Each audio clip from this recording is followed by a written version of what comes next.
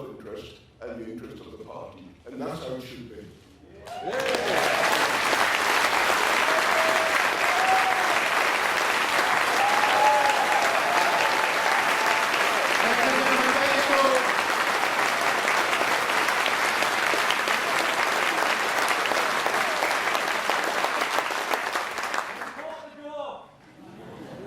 I can tell you there is nothing more terrifying as a politician than being introduced by a parent. At least with Twitter videos, you don't have to post them. But thank you. I have to say, I perhaps find myself surprised to be here today. I am one of those who, for a long time, tried to make Brexit work, or at least tried to mitigate the worst effects of Brexit by leaving with a deal. But the hardliners in my former party had made that impossible. There is no compromise Brexit, there is no soft Brexit available. The choices now are very stark for this country. It will be either a very hard Brexit, or we will remain. And in my view, there is no doubt about it, this country's interests require us to remain.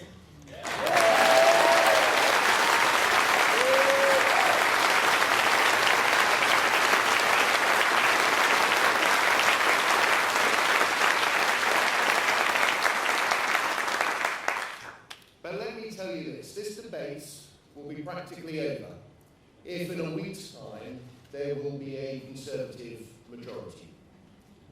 If there is a Conservative majority, what will happen is this. Boris Johnson will ram his deal through the House of Commons, so we will leave on the 31st of January. On the 1st of February, nothing much will change. We'll still be in the implementation period. But then, as we get to the end of 2020, there won't be a comprehensive free trade agreement negotiated. We won't have made progress in sorting out the future relationship. We will be facing the crisis of a no-deal Brexit at the end of next year, and that outcome will be a disaster for this country.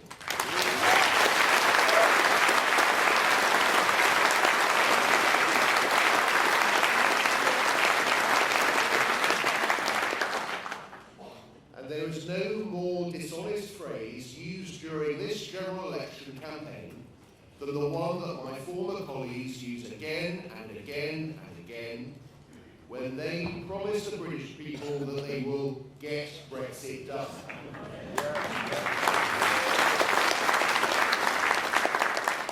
Instead, they will take us into a crisis next year. It is an approach which is reckless, it is irresponsible, and it is totally contrary to the best traditions of a once great political party.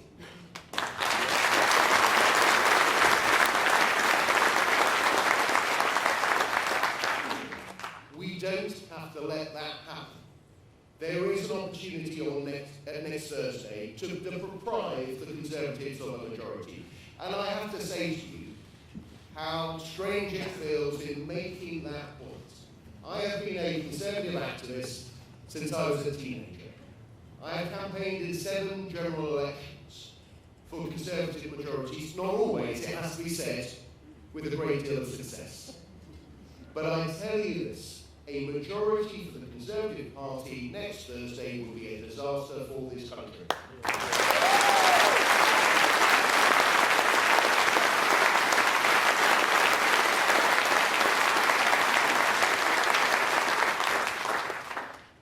So there is a responsibility on all of us to do what we can, to step up to the plate, to take a stand, and to use our energy and to use our votes in a way that we ensure that that outcome does not happen.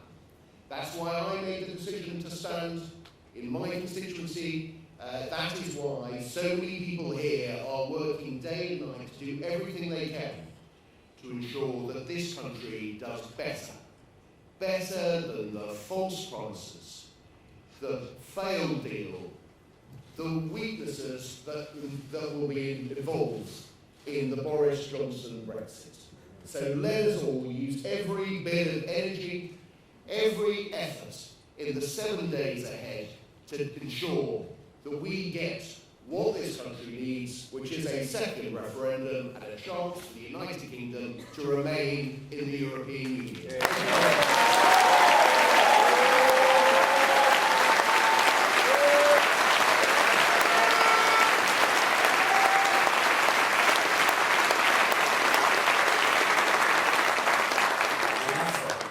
Former Prime Ministerial election broadcast to the nation. Good evening. I'm sorry not to be with you in person this evening, but grateful to have this opportunity to speak to you. In a few days' time, we'll be choosing our next government and our next parliament. The choice of members of parliament that we all make will make a big difference. At elections, political tribes join together to promote their own policies and criticise those of their opponents. That's the nature of elections. But there are always individuals who enhance Parliament, and there are always policies upon which every party can agree. One is democracy, and the right of every adult to vote. At every election, the future of our country is at stake, but on this occasion, even more than usual. When the nation voted on Brexit, they did so on the diet of fiction and undeliverable promises. As the facts become known, it's extraordinary that a new vote is denied. Extraordinary and, frankly, undemocratic. People have strong views on Brexit. Mine are very clear. I believe that leaving the European Union is the worst foreign policy decision in my lifetime. It will affect nearly every aspect of our lives for many decades to come, and it will make our country poorer and weaker, and the individuals within it. It will hurt most those who have least. Never have the stakes been higher, especially for the young. Brexit may even break up our historic United Kingdom. Within a few years, Scotland may leave the Union. Northern Ireland may unite with the South. Both may do so in order to remain within the European Union.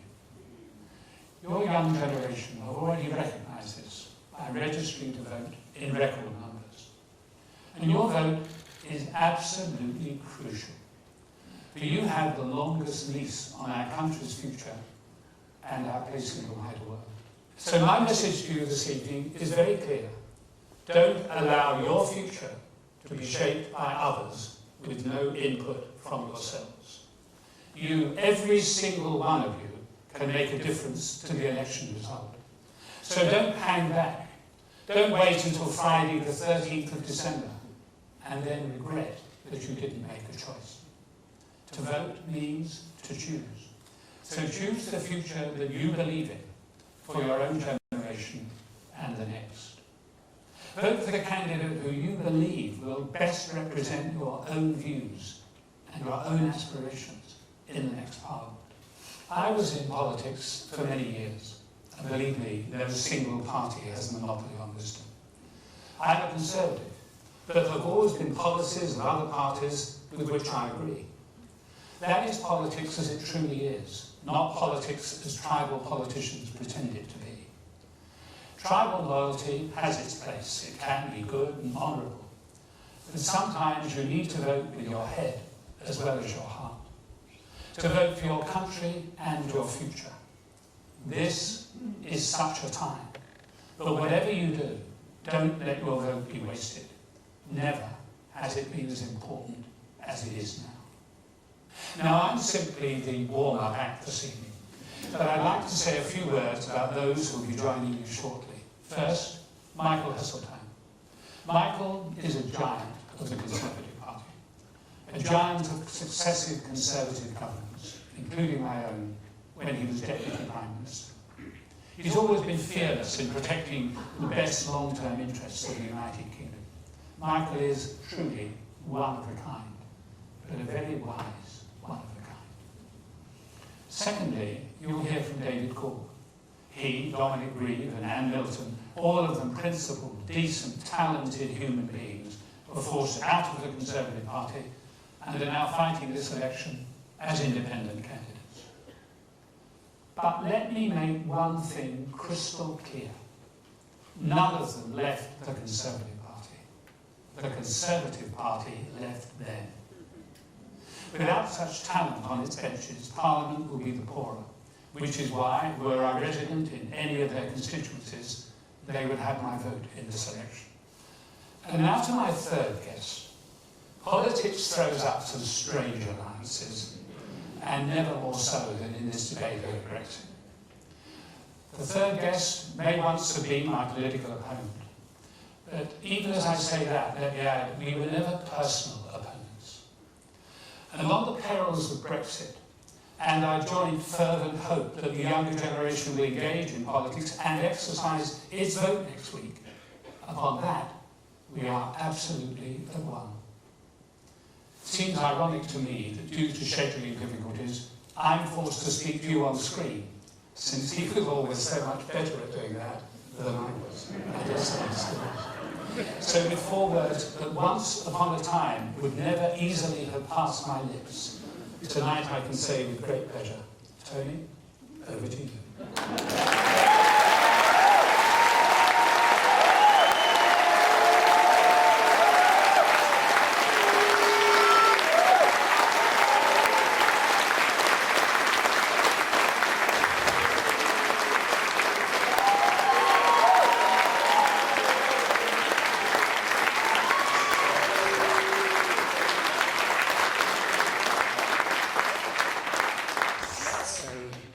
Here are 5 words I never thought I would say.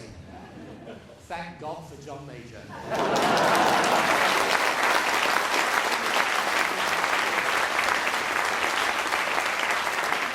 To John, to Michael Heseltine, for years I stood against you. Tonight it is an honour to stand with you. And to David Gork and many others, proud, smart, good, capable people across the political spectrum, including many in the Labour Party, prepared to speak out, to put country before party and principle before position. David, your courage is an example. Thank you.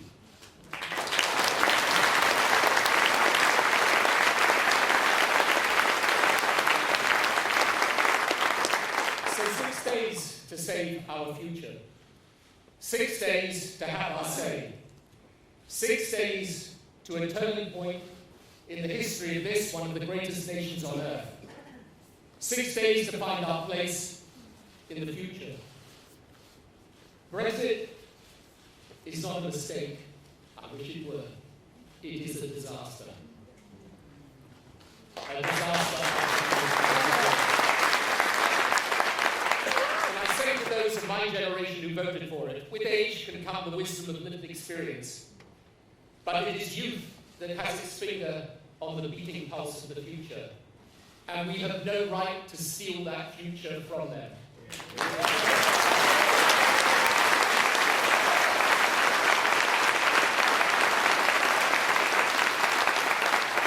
They know the world today works through connections, and Brexit breaks them. They see how success belongs to the open mind. Brexit closes that of their nation. They understand that their hopes will never prosper in the modern world without attachment to the hopes of their neighbours. Brexit throws those hopes on a bonfire of confusion between national pride and nationalism. The proof, this week's NATO summit, raging debate within Europe and between Europe and America, and us, the hosts, where were we?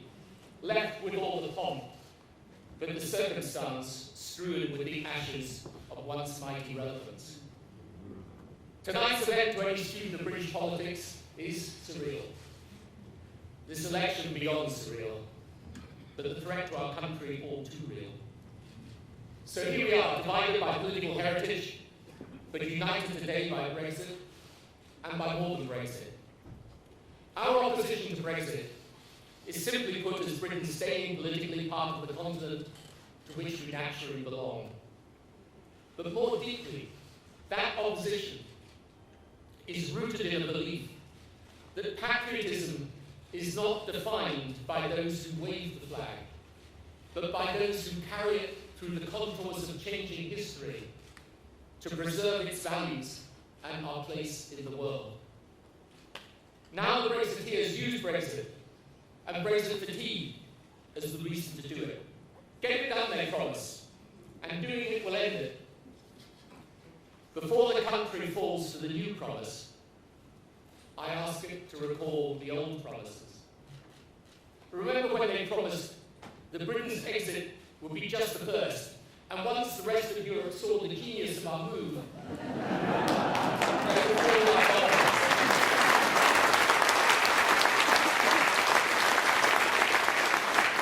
No other nation has followed, none will follow, and indeed there are nations to the east queuing to join. They promised the new trade deal would be easy, the Europeans battering our door down in surrender before the brilliance of our negotiating skill.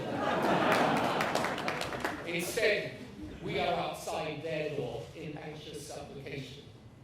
And when John Major and I warned that the Irish border would create a dilemma between keeping the Good Friday Agreement and undermining it, they derided us, promising the Irish cake would be had and eaten. And now, the backstop is the front stop. We have not one border, but two. And those democratic unionists, they are the prime witnesses to the dangers of ever trusting the word of Boris Johnson. They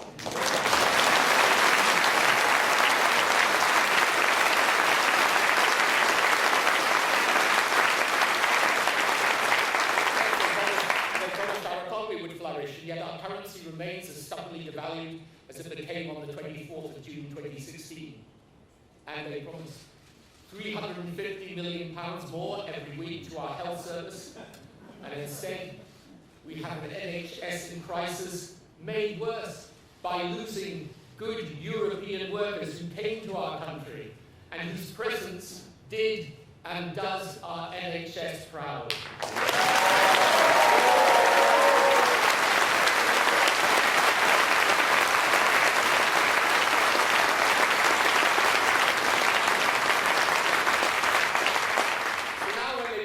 Conservative and it's over. That promise too is false. Brexit won't be over. The new negotiation will begin, not the one about Northern Ireland, but about Britain. A negotiation in which the outcome will swiftly become sell-out or crash out. But what will be over is our final chance to have a final say on that outcome before we know it. They accuse us of being undemocratic. But what is undemocratic about demanding that we vote on our future before we're obliged to live with it? I will tell you what's undemocratic. Mixing up Brexit with the general election. If Brexit is the question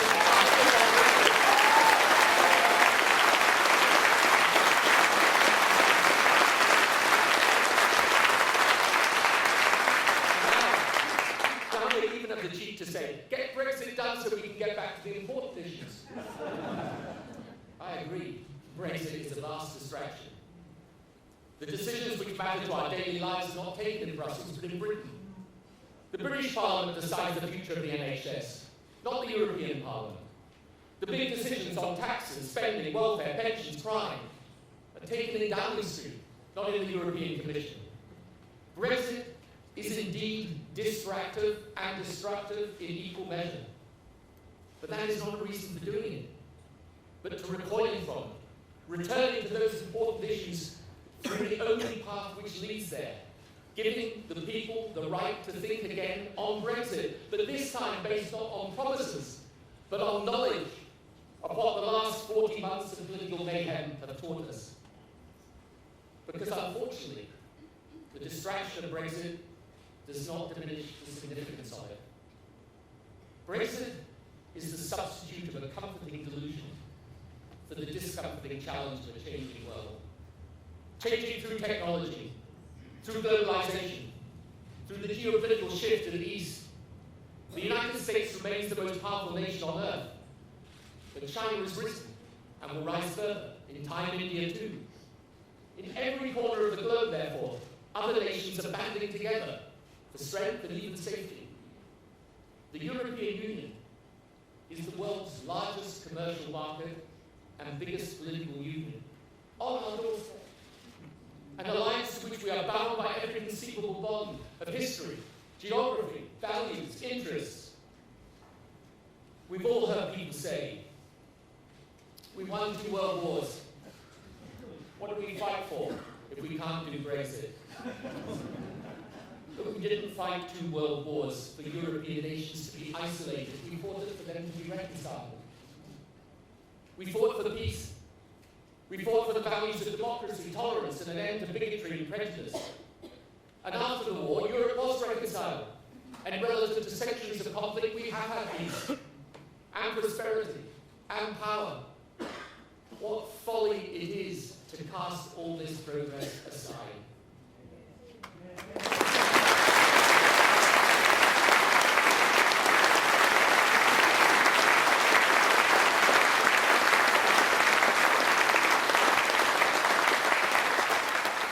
This election may determine a government lasting for 5 years, but its consequences may last for generations. Do not give Boris Johnson a majority he does not deserve.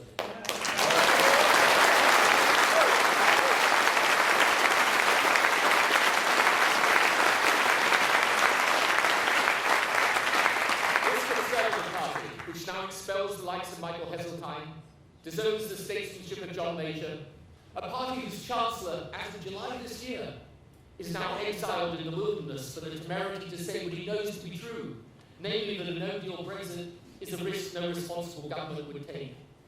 Such a Conservative Party does not deserve to govern unchecked, and it would be unwise for the country to let them.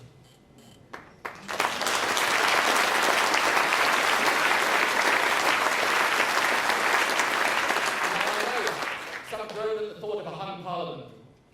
But better a parliament that's hung for want of a majority than a country that's hung for want of proper leadership.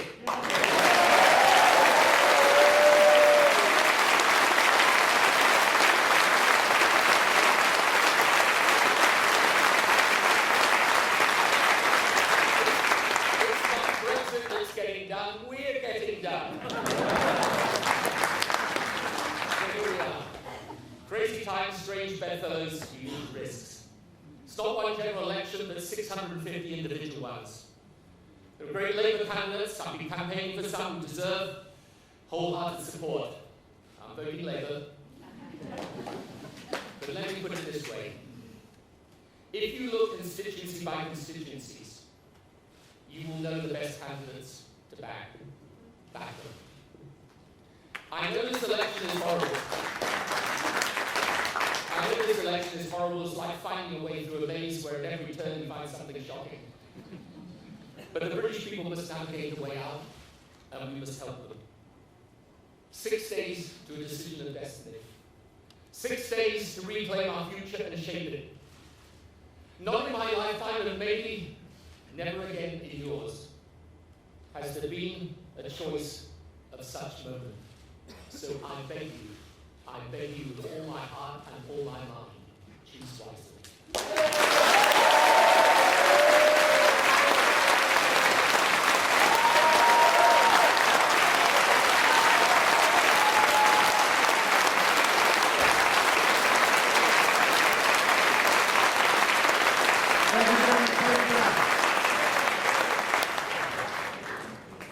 As Tony Blair reminded us, it is indeed the younger generation that have their finger on the pulse of our times, and it is increasingly to them that the rest of us are turning for a little bit of guidance and perhaps even the hope of some proper leadership. Our next guest this evening is a young man who has set up a great organisation. It's called My Life, My Say, and it and he campaign non-stop to get young people to agitate, activate and fight, not of course just for their future, but for all of our futures. Ladies and gentlemen, Mete Coburn.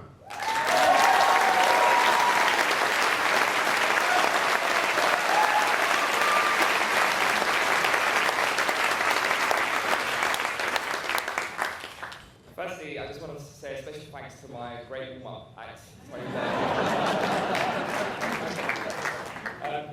With just 1 week left for perhaps one of the most important and defining elections of our lifetime, each and every one of us here today have some very important questions to ask ourselves. The first, do we really want Boris Johnson to be leading our country and crashing out of the EU with a bad deal? No! Good answer. And more importantly,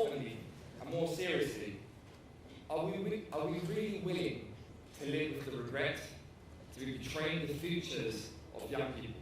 No. Political elites, commentators, and incumbents alike have been quick to rule out a whole generation of young people in this upcoming election. They say that we are too lazy, too dependent, and too apathetic. They say that we are not worthy enough of an election pledge because we are less likely to vote. And some even go further to say that millions of young people aged 16 and 17 are not responsible enough to be deciding the futures about how their country is governed. I say none of this is true. In just 5 weeks of the election being called, more than 1.5 million young people aged under 25 have registered to vote. The highest.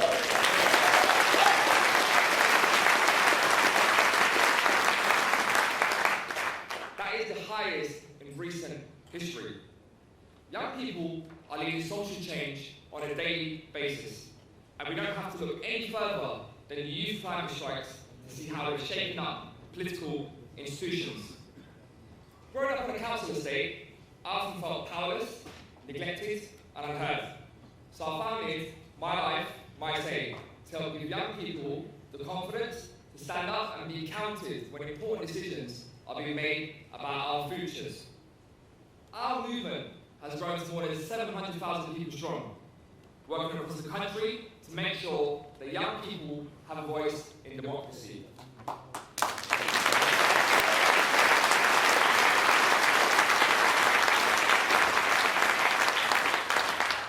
But friends, let us be absolutely clear. This election does not offer the clarity nor the closure that the country needs to get on and rebuild. But you can change that. So I have a simple appeal to you all. When you cast your vote on the 12th of December, remember, you will be voting to take back control for our country. You'll be voting to reverse the 3 years, the 3 long years of indecisiveness. And most importantly, you'll be voting to give the written-off generation a stake at the decision table. Because this is our future, and we deserve something much better. Thank you very much.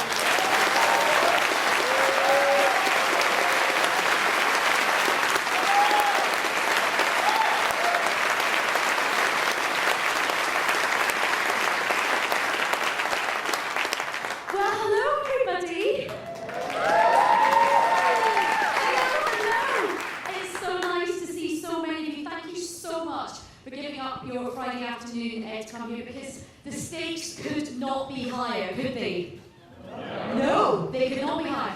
And I think one of the most interesting, this is an election campaign which has been riddled with misinformation and just nonsense and lies. But there is no bigger lie than the phrase, "Get Brexit done." Right? Such a load of nonsense, and I'm going to tell you a little joke that I think sums that up. The year is 2120, and the guy's in a pub, and someone goes to him, "So what do you do for a living?" And he goes, "I'm a Brexit negotiator." And my dad was a Brexit negotiator. And my great-grandfather was a Brexit negotiator.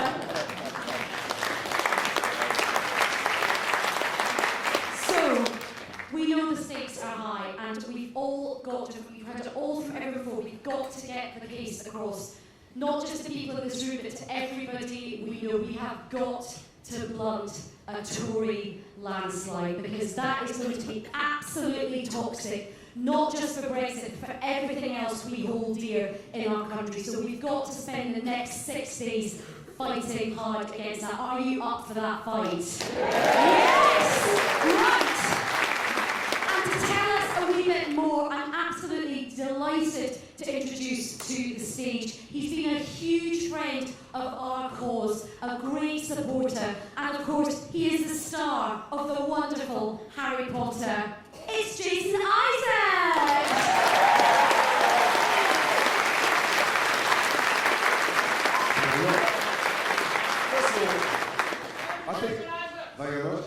fair to say that Daniel Radcliffe is a star of Harry Potter. Big Not seen man. any of them. But why an actor is, what the hell, why should actors get any kind of platform? And the answer is, there's no reason at all, any more than you're not here and there. I don't care about you lot, because I presume you bought a ticket because you're on board with what we're all saying. And so the only reason you're here is the same reason I'm here, to try and get the message out to other people who might not realise what we're going to do. So I'm really the janitor. No one's, all these cameras, no one's going to put me on telly with Tony Bertie and that, Michael, that's no job. So I can just talk to you directly and say whatever the fuck I want, because it doesn't matter. And the fact is that in order to have any sanity in our country now, we need to make sure that Boris Johnson has either no majority or a very small majority, so that some kind of rationale can proceed in Parliament and we can get a second vote. This isn't the place to rerun the referendum argument. Obviously, I'm anti-Brexit. I suspect that most people in the room are. But even for the people that aren't, the notion that we should be just that we say yes or no to a binary question. You know, if my wife sends me out my tomatoes, as I'm ambassador, go my tomatoes, I come out and I go, I got them. I have to give them the car keys and the dog. And pack up because we're leaving the house in half an hour. I've got lovely tomatoes. She'd be very pissed off. And that's what's happening with the Brexit deal, as far as I'm concerned. But even the people who voted to leave, they've now got a chance. They've had a few years. None of us knew what no deal was a few years ago. I suspect that most people who asked now wouldn't be able to define what it was. But they have a notion, even the hardline leaders, that it means the country will be poorer. And if in a second referendum they want to vote for that too, then at least it will truly be the will of the people.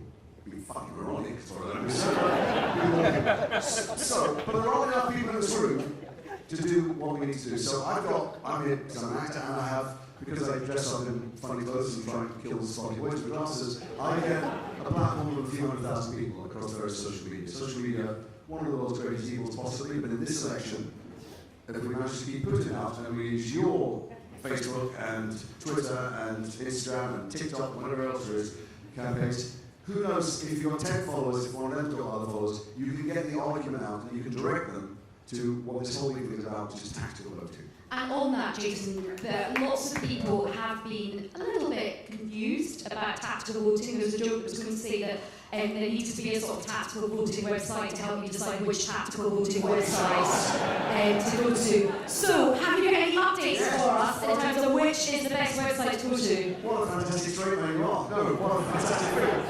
The fact is that you can either go to the Final Say website, which will tell you where to vote in the 28 constituencies they're backing, or they redirect you to a place called VoteSmart.com. VoteSmart is aggregating all of the other tactical voting websites. So let's just choose one to send a single message out there. Go to VoteSmart.com and find out who to vote for. And even if, as Alistair said, you've got to hold your nose and vote for someone you wouldn't normally back because policies in other areas you might not like, the fact is, if we were going to believe polls at all, it's questionable over the last few years, but if we're going to use any kind of data, the polls tell us that Jeremy Corbyn is not going to get a majority. Very unlikely that Joseph Wilson is going to be president of Europe. So we need to mitigate against the worst excesses of the extreme right wing that have taken over the Conservative Party. So we need to go to VoteSmart.com. If you remember nothing else from this evening, go to VoteSmart.com and make sure you tell everybody you know, not just personally, but through every digital medium you have, to go to VoteSmart.com. You know, is it Edmund Burke who said the only thing necessary for the triumph of evil is for good men, good people, to do nothing? And the fact is that when we look back, we want to say we did something. Who knows what we'll achieve? But at least let's do something. And if we can do anything at all, let's do that. Get the message out and let people vote tactically. That's one. Thank you very much. Enjoy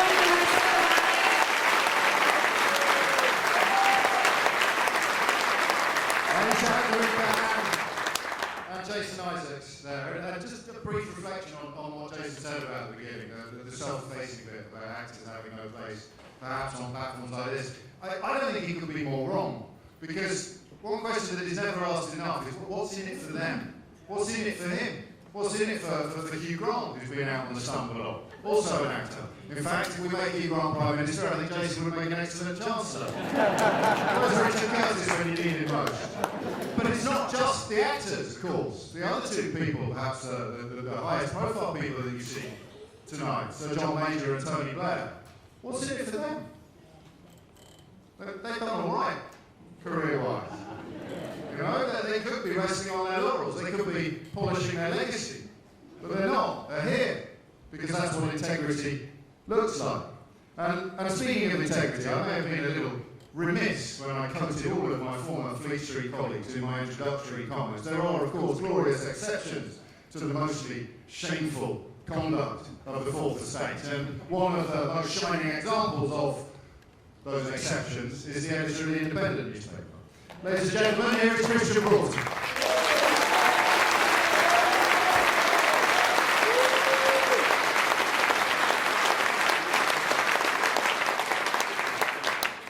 That's quite some intro, thank you very much. It is, of course, an important thing to say that I'm not a politician here, which puts me maybe in a bit of a minority tonight. But it also means that I definitely don't back any political party. I'm here to represent the journalists at the Independent and the 1.3 million people, maybe some of you here, who backed our campaign, our Final Say campaign. If there are people here who did that, thank you very much. We did make a difference. And I'm here as well because I wanted to talk about something, because I really do feel that something has changed in this election. And before coming here, I called Andy Grice, who is something of the Ken Clark of lobby journalists. He doesn't wear suede shoes, but he has been working as a lobby correspondent since 1982, which makes him the most long-serving. And I find it enormously educating every time I have these kinds of conversations with him. And I said, Andy, you know, that's how it seems to me, but it has been gone to a whole new level this time. And here's what he said to me. He said, "Get Brexit done is the most duplicitous campaign slogan I've ever known." This is the guy who's been in the job since 1982. It's having an effect, but it's just a lie. And there's a very real danger that a party is elected on a false prospectus. This election can't get Brexit done, it can only start that process. So, which do we trust, that slogan or independent reporters? Like the staff and the readers of the Indie, I care enormously about the issues too, all the other issues too, climate particularly, the NHS, social care. But how can Britain plan for these if it's got a cliff edge looming at the end of next year when the transition period ends? At that point, we could quite possibly be leaving without a trade deal with the EU, or for that matter with the US. So what is clear? 6 days to go before an election, what is clear? Well, number one, do vote. Please do vote. Democracy dies once and for all if we stop. Even if you're convinced you won't change the results in your area, show up, because it shows you care. Number two, that Conservative majority we hear a lot about isn't necessarily so certain. First of all, of course, the polls can get it wrong. They all have a margin of error. And our own polls, and many others, show that gap is closing. Remember, the Tories, if the Tories get a 7-point lead or less, we're in hung parliament territory. And our most recent polling put that lead at 6 points.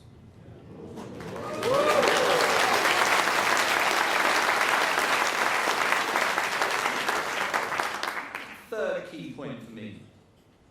If you back the alternative party that has the best chance of winning in your area, you're helping to win final say for everyone.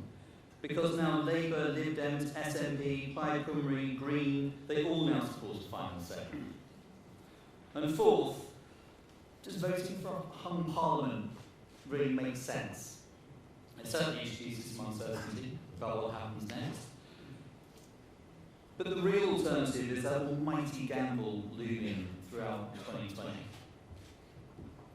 So you may know someone wishing they'd shown up to vote 1,261 days ago at the referendum. So much has changed since then. Don't let anyone you know sit on the sidelines now. I'm assuming that you wouldn't have come on tonight unless you were pretty politically active and you planned to vote. But encourage your family, your friends, your followers on social media, anyone you can, get out there and vote. And let's do what we can for democracy, and let's try to win that final say for everyone.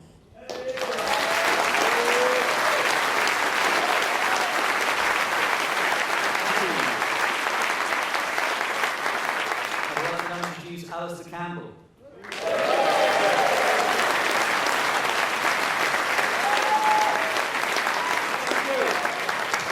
Right. First of all, I've never done this before, I'm going to rebut Jason Isaacs.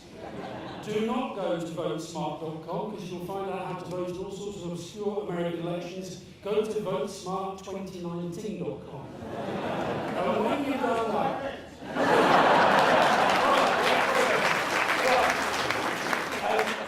done that, then you go to Crowdfunding UK and you look for Vote for the Final Say and you should have bought, okay?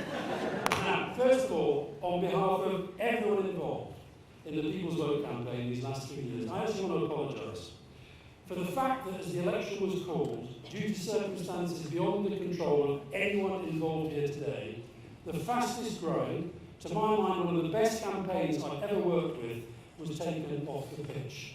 You who have marched for it, donated to it, and still fight for it, deserve so much better than to be so damaged by people supposedly on the same side.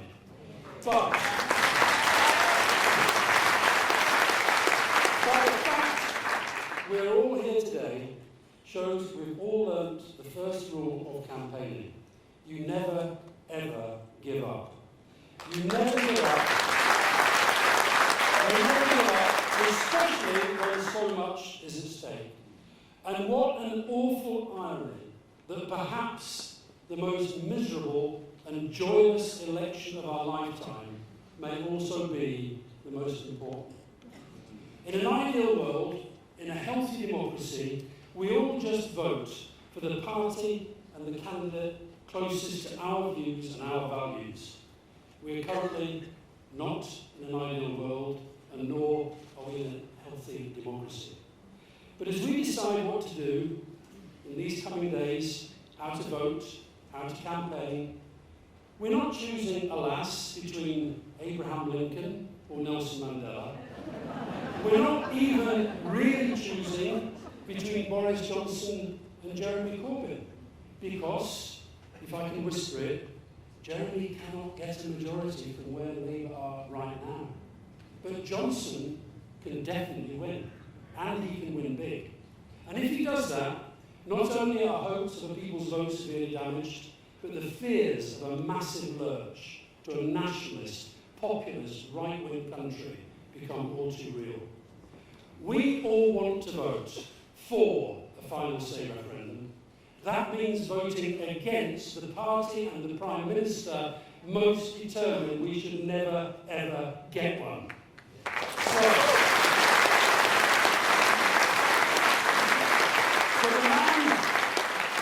To the man I met in Wokingham, who told me he was voting Labour to kick out the Tories, I said, no. All that does is keep in John Redwood, so vote Lib Dem.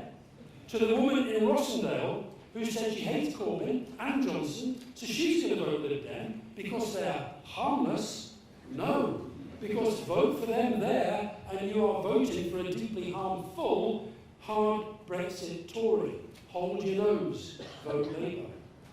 To the Labour member in Esher and Walton, who said she could never forgive the Lib Dems for the bedroom tax. Okay, but will you forgive yourself if because of your vote, Dominic Raab gets back when they are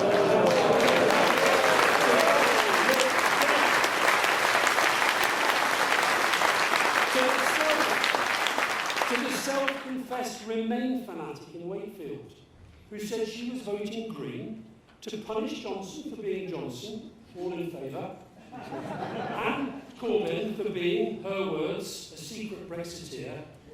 I said, the consequence is to lose a brilliant Remain MP in Mary Craig and get rid of Johnson's voter. And as I said to a resistant Lib Dem member in very, very marginal Keighley, my birthplace, if I can vote Labour after being kicked out of the party for voting Lib Dem, you can vote Labour to keep out a Tory who would risk a hard no-deal Brexit at the end of next year. So vote practically, and stop the Brexit landslide. And now, I want to introduce you to the woman who can beat Dominic Raab, alongside the man who did something I wish more candidates would do, pulled out when he realised that his standing might help the Tory beat his fellow Remain candidate. Please welcome Monica Harding and the Labour-backing Lib Dem candidate for Canterbury, Tim Walker.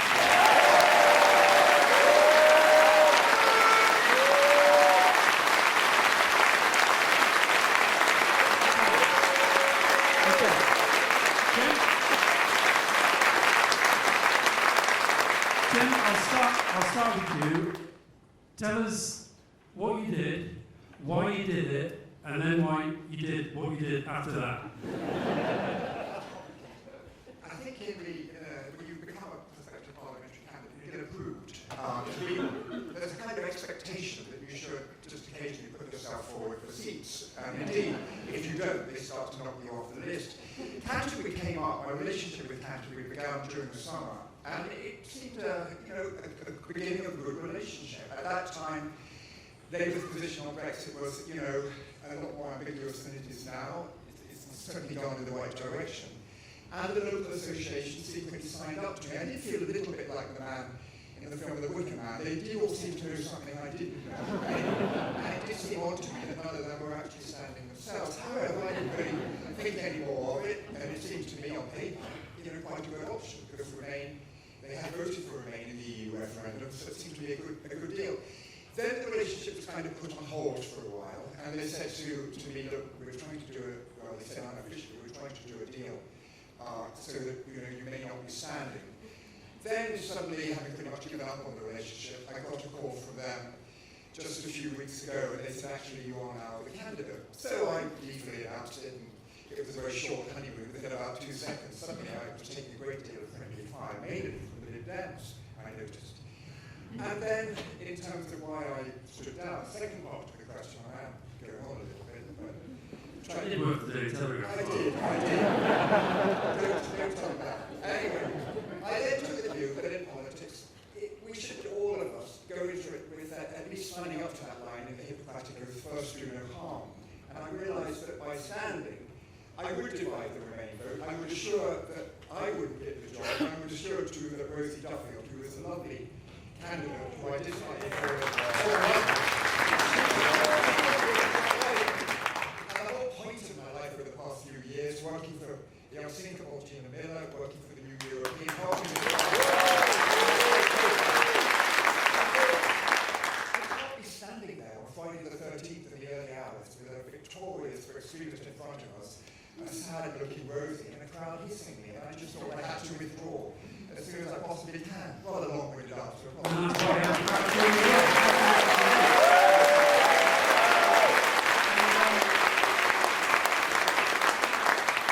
And Monica, how goes it? It is extraordinary, and I am amazed by how many Conservative members and Labour members have come across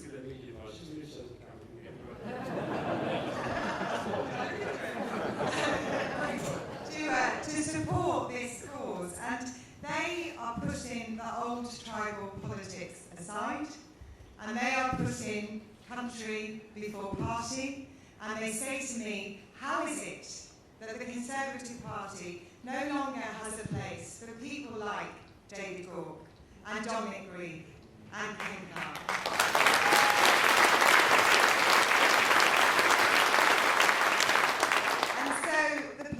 Are shifting, and people are using their voice, and our voices are stronger if we use them together. Brilliant. We're going to get back to introduce our final speaker. We're going to go young, old again, as we just did.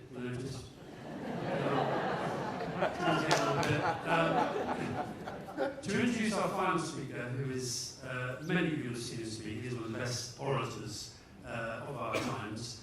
I want to bring on another young person, another brilliant, for our future's sake, activist, Lucy Holland. Thanks very much indeed.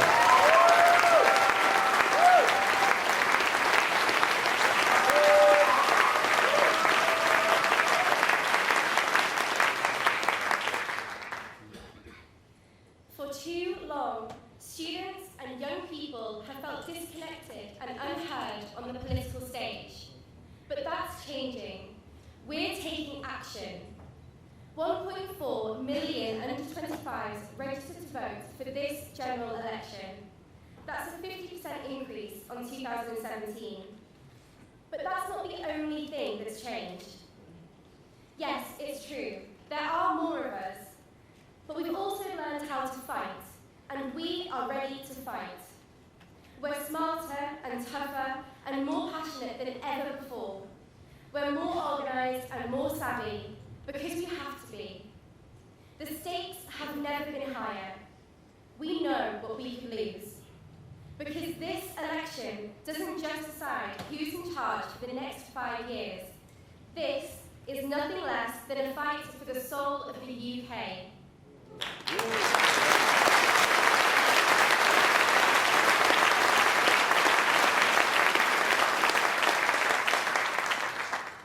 Young people aren't buying the future Boris Johnson is selling. We voted against Brexit in 2016. We voted against it again in 2017, robbing the Tories of the majority they needed to force it on us. We've spoken out on social media, confronted our MPs, and marched the streets to make sure that everyone knows Brexit will not happen in our name.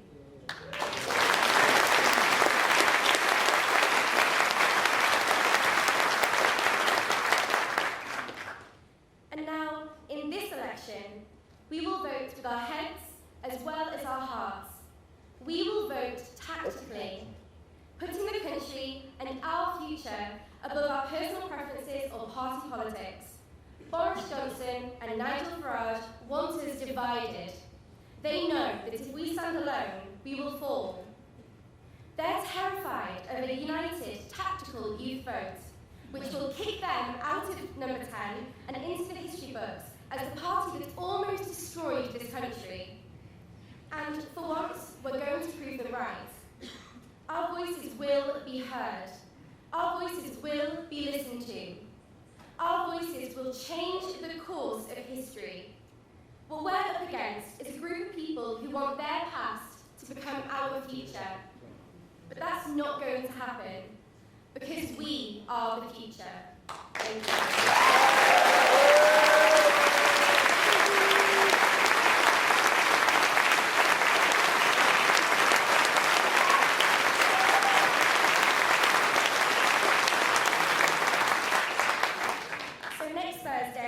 I'm voting tactically, and I won't be alone. Please welcome to the stage a titan of British politics, Lord Michael Heseltine.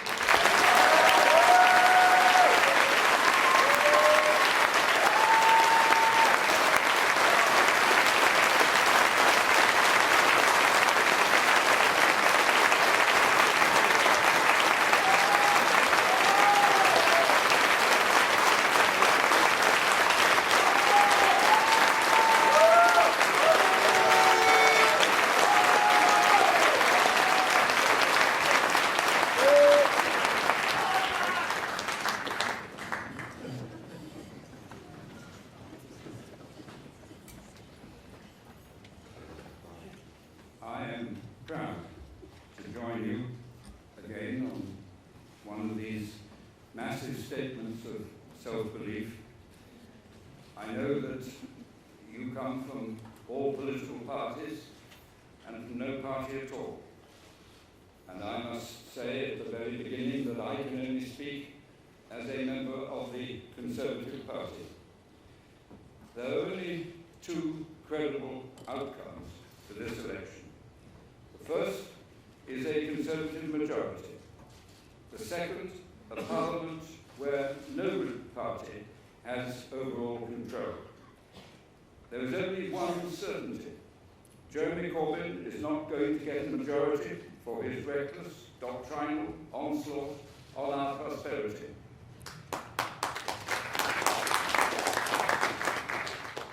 There is one issue at the heart of this election. It is our European relationship. And that overrides all other issues. And politicians, they can promise the earth, but someone has to pay the bills. And either today's voters do it through their taxes, or our children will pay back our debts through their taxes tomorrow. And this is a mirage. All parties are now promising a forest of magic money trees. The wise earn their money before they spend it. And today's public distrust of all political leaders is largely based on unrealistic promises with no idea how they will be paid for. And that is why our currency has been devalued. That is why investors are sitting on their hands. That is why the Institute for Fiscal Studies has characterized all manifestos as unaffordable. The European issue is the most divisive issue of modern times. Every corner of our country, every home in the land, every part of the United Kingdom has been torn apart. And the referendum has intensified those divisions. The patent untruths, the exaggerated distortions, they have left a bitterness that has exacerbated the controversy, and people are sick of it. Jeremy Corbyn's refusal to explain his personal view to Europe creates, if I may be frank, a new interpretation of the concept of the lost leader.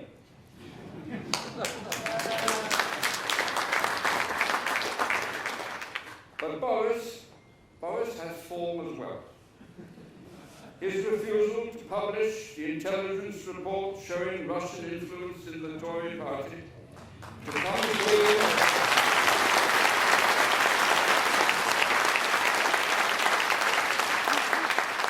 come clean about his deal and its effect on the Northern Ireland border as revealed in the leaked Treasury documents today. To answer any of Andrew Marr's questions last Sunday, or to agree to be questioned by Andrew Neil at all.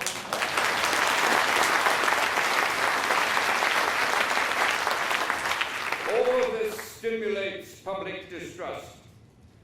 Or perhaps this is the shape of things to come as we take back control. The great conferences in Europe tomorrow on immigration, security, taxation, the environment, and the only British sound, that of dripping water as the ice block melts.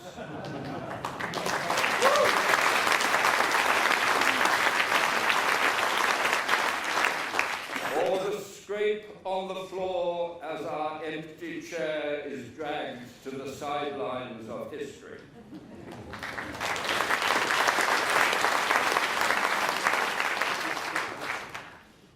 I've lived long enough to know that there is nothing new in politics. Do you remember that famous poem by T.S. Eliot, Macavity, the mystery cat? Macavity, there's no one like Macavity. He's broken every human law. He breaks the law of gravity. His powers of levitation would make a fakir stare. But when you reach the scene of crime, Macavity is not there.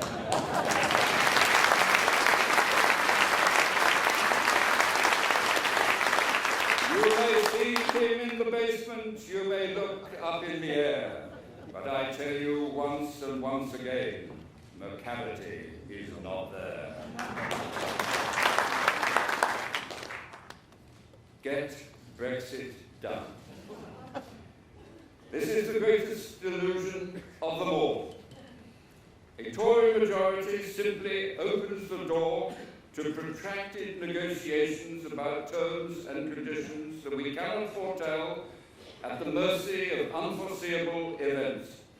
We cannot predict the way our next year's discussions with our European neighbours will go. Will all 27 nations agree consent? Will the European Parliament approve? 12 harrowing months of disruption and divisive headlines with the real prospect that there will be no deal at all at the end of it. And in the background, Nigel Farage and his allies throwing that lifebelt into a sea of troubled waters that Donald Trump has benevolent intentions towards us. Mr. Trump is fighting against impeachment. He is fighting for his political life. Are there still some left in this country so naive that they believe that the United States is going to approve a trade deal that puts Britain first and America second?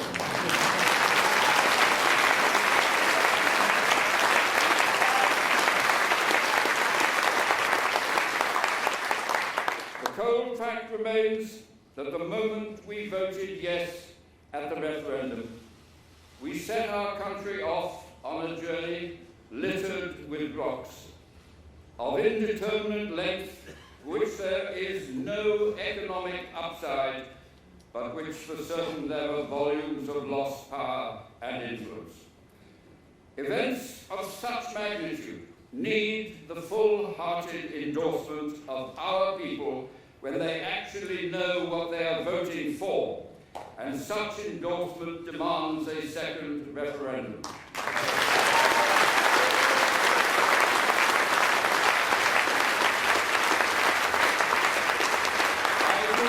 I do not deny the charge that a second referendum cannot be achieved overnight, but the time scale for that is far shorter than the Brexit alternative. And Brexit has another consequence. It threatens the future, the very future of the United Kingdom itself. I would reject and deplore the departure of either Scotland or Northern Ireland. We are what we are, not as the separate components of the United Kingdom, but because we have shared our energies, our talents, our common defence, our culture and our tolerance. We are greater together than we could ever be apart.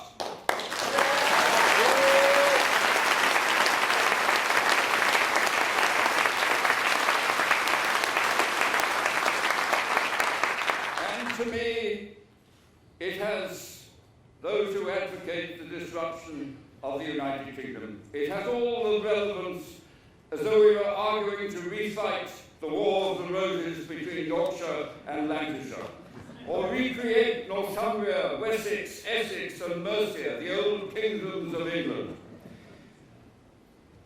In a small, quiet, next Thursday, each of us will have a decision to make. For many, it will be the loneliest political decision of their lives.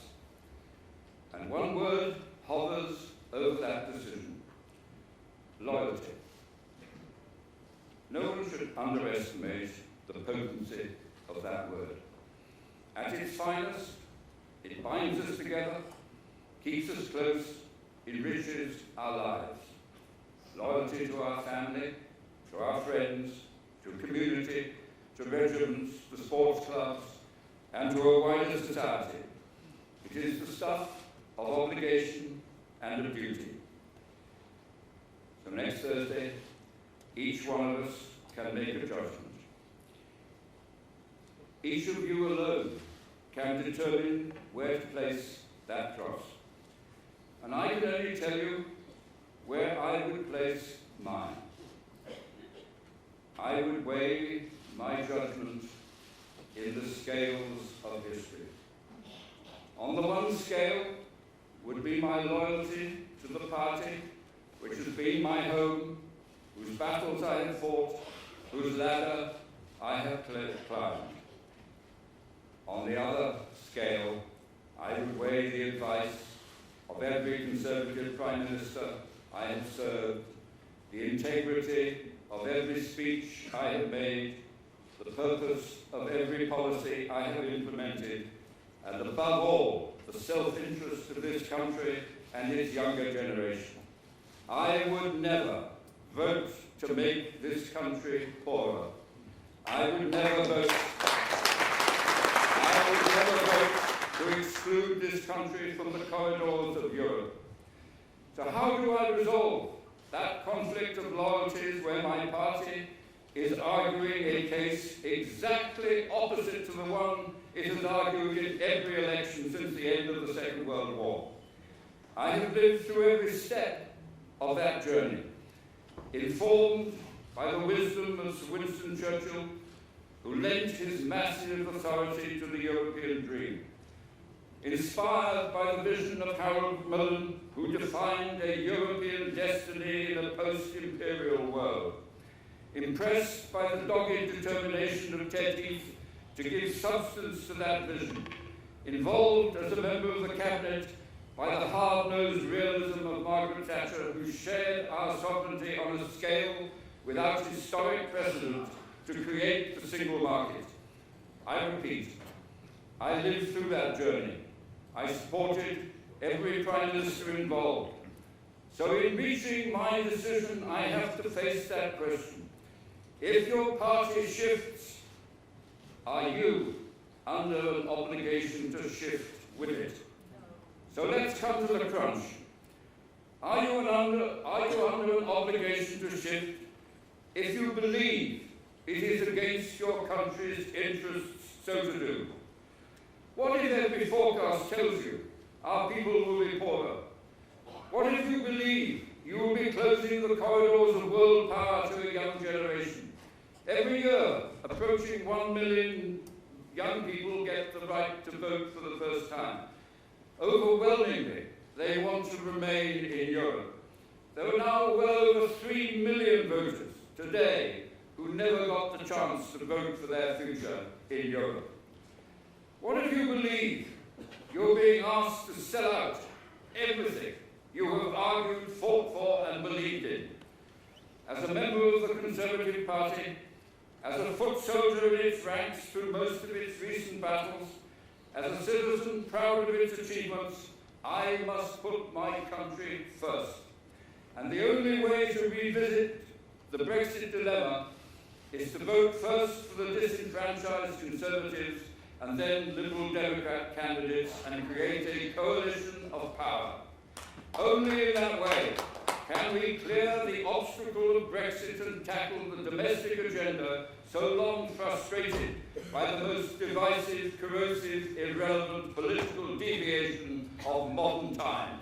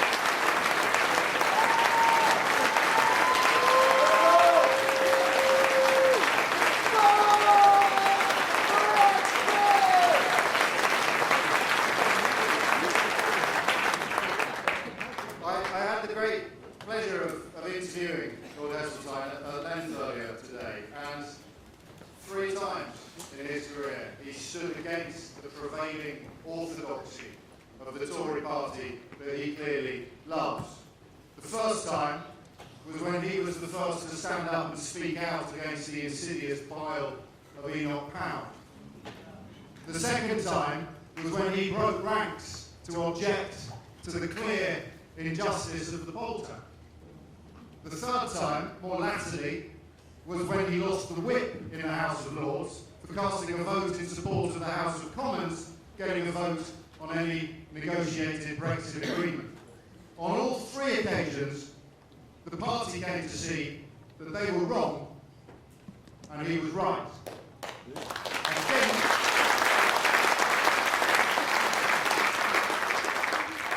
I think it's clear that the tally has gone up to 4. The only question is, how long will it take his party to recognise that once again they are wrong and he is right? The only mystery is how long it will take and how much pain and suffering will be endured before the penny drops. And ladies and gentlemen, the only way to minimise, to diminish, to avoid that pain and suffering is to vote for a final say. Thank you and good night.